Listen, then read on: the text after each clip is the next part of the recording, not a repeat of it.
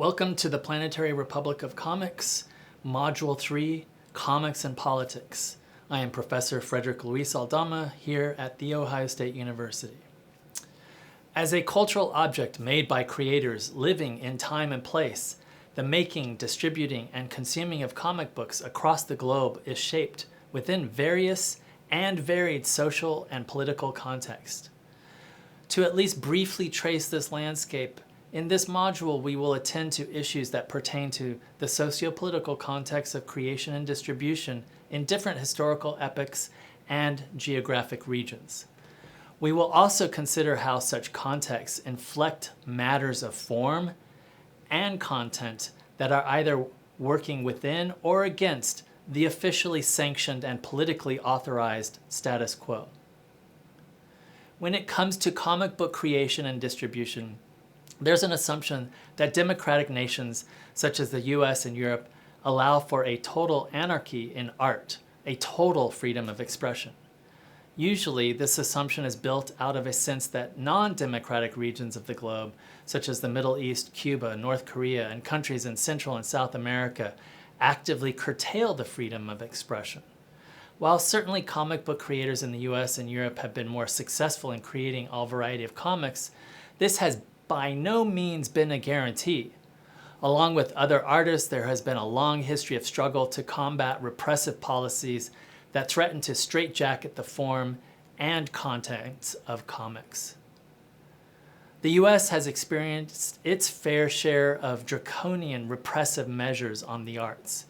This was most notably seen in 1954 when psychiatrist Frederick Wertham published his Seduction of the Innocent. For Wertham, the reading of comics by the country's innocent young people would grow a nation of criminals, drug addicts, and queers. His book launched a congressional investigation into the comic book industry that led to the establishing of the Comics Code Authority.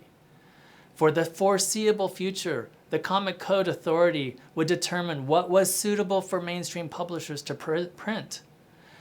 Fearful of lawsuits and even prison terms, publishers imposed self-censorship codes as prescribed by the Comics Code. The comics published after 1954 were hugely toned down in their depiction of violence, nudity, and sexual innuendo. As a result, comic books like the horror, fantasy, and war comics of EC lost their edge and attitude. The comic book industry was quickly reduced to a sophomoric, infantile state, populated with silly superheroes, bland romances and adventures, and furry animals. With fewer comics being published with a drop from 650 to 250 titles between 1954 and 1956, along with the huge loss of readers, hundreds of comic book creators lost their jobs. Before and during the onset of this period of censorship, some creators had figured out how to get around censorship mechanisms. For instance, the publisher William Gaines and editor Harvey Kurtzman created the anti-authoritarian and wildly satirical Mad magazine. Established as a magazine, Gaines and Kurtzman were able to sidestep the restrictive regulations of the code, offering a breath of fresh air to readers in a comic book world with the air sucked out of it. The comics code's restrictions and the culture of fear and anxiety that it existed within were eventually ruptured with the arrival of the underground comic scene in the late 60s. While these were comics created at the edge of society, as its momentum built and visibility increased, it too became the object of surveillance. For instance, in 1969, Peter Dargis, owner of East Side Bookshop, and Charles Kirkpatrick, owner of New Yorker Bookshop, were arrested for distributing so-called obscene materials. They were selling Zap issue 4. While many testified in behalf of the aesthetics of comics on October 28, 1970, Judge Joel Taylor of the Deep Throat censorship frame declared Zap issue 4 legally obscene.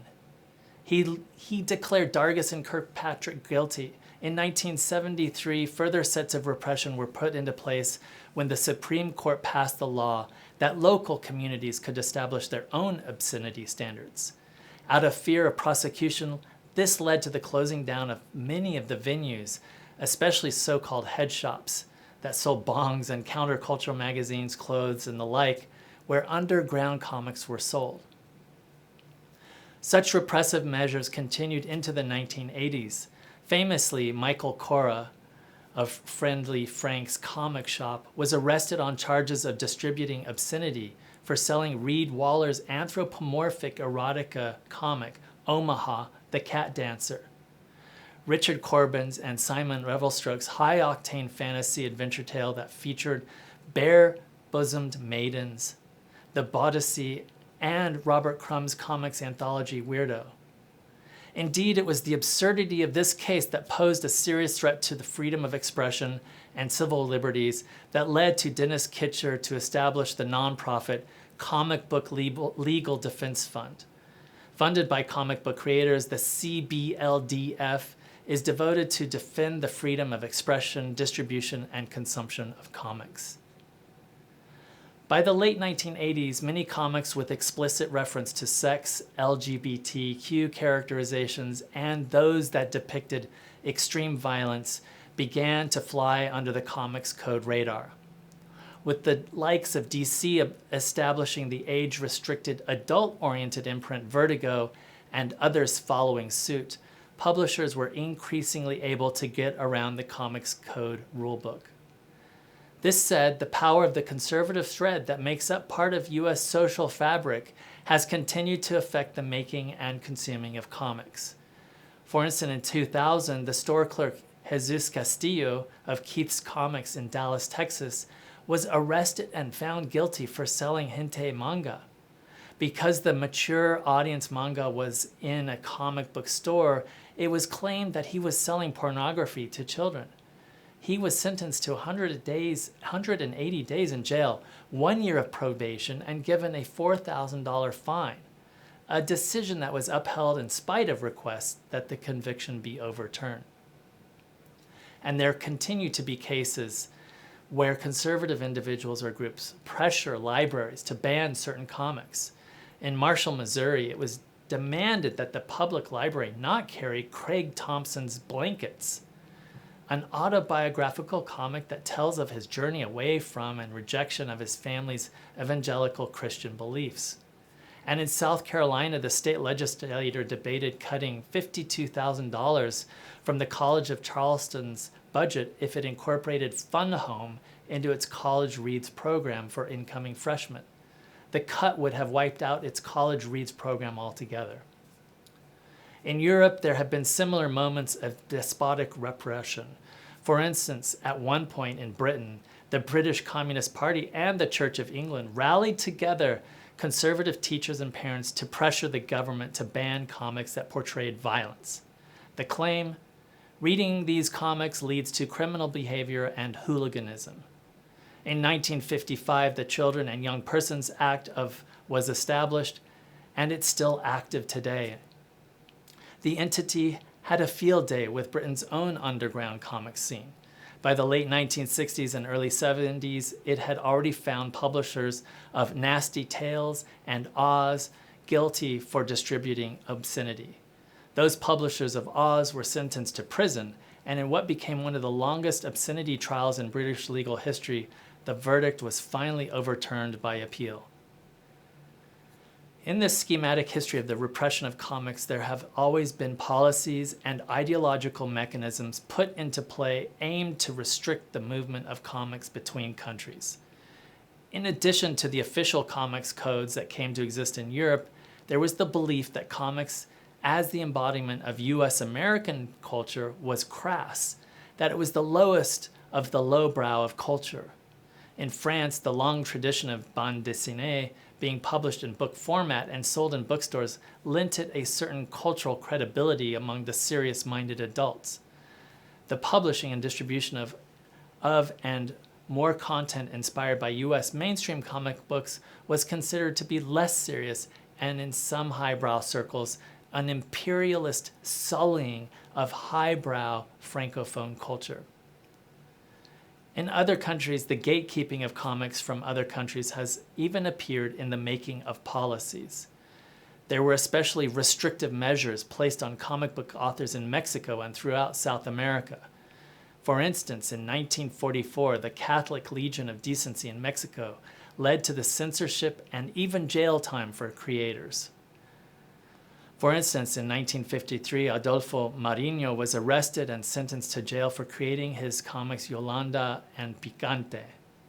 In Asia, in 1945, we see an even more dramatic move to hold at bay the comics of another country when South Korea established the law for punishing anti-national deeds. While not directed at Japan, it effectively created an embargo on Japanese manga. With Japan having occupied Korea from 1910 to 1945 and even used manga format as a tool of colonial propaganda, the embargo safeguarded the growth of a South Korean comic book manhwa marketplace. Other countries implemented policies to create an insular propagandistic comic scene. For instance, with the creation of the People's Republic of China in 1949, the long tradition of pocket-sized comics were used as part of the Mao-era Cultural Revolution propaganda machine. Distributed by the People's Art Institute of Shanghai, millions of volumes were printed each year. Transforming the Lianhuanhua tradition of telling realistic stories about historical events and everyday life in the hands of the People's Art Institute. They were used to educate readers and to indoctrinate them in revolutionary ways. If a comic deviated from the Maoist doctrine, it was destroyed. Comics have been a space of resistance to authoritarian nation-state practices. The underground comics movement that took place in the US and Europe in the late 60s and early 70s famously pushed against all of the repressive censorship measures that I mentioned earlier. In the US, those like Crumb, Spain, Rodriguez, Gilbert Shelton, S. Clay Wilson, along with many others, resisted the Comics Code's rules and regulations. They did so in their deliberate choice to celebrate in exaggerated ways all things countercultural, especially having to do with drugs and sex. Across the pond in Europe, we also see an explosion of anti-establishment comics during the epochs of the 60s and 70s. In Italy, there arrived the fumetti neri, or the black comics, characterized by anti-heroic, erotic, affirming narratives.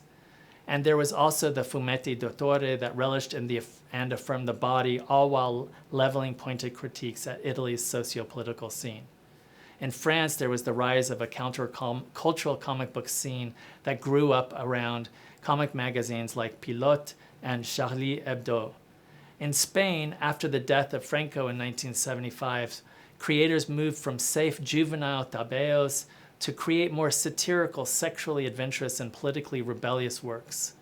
In Germany, the lead up to and after the fall of the Berlin Wall in '89 witnessed the rise of many new, younger generation comic book creators seeking to use an expressive, exploratory visual style in their work, often including graffiti, mural, and poster art, as well as modern influences. The magazine Strapazen became an important venue for these creators. During this period in Britain, one witnessed several notable alternative publishing venues in comics. They include the psychedelic-inspired magazine Oz and Cyclops that reprinted comics by Spain Rodriguez, Von Baudet, and Gilbert Shelton, as well as Raymond Lowry, Edward Barker, David Jarrett.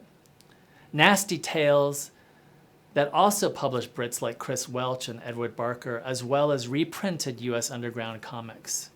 In 1975, there appeared the adult fantasy Brainstorm Comics that ran for 3 years and featured the likes of Brian Talbot with his 65-page drug-fueled Chester P. Hackenbush, The Psychedelic Alchemist.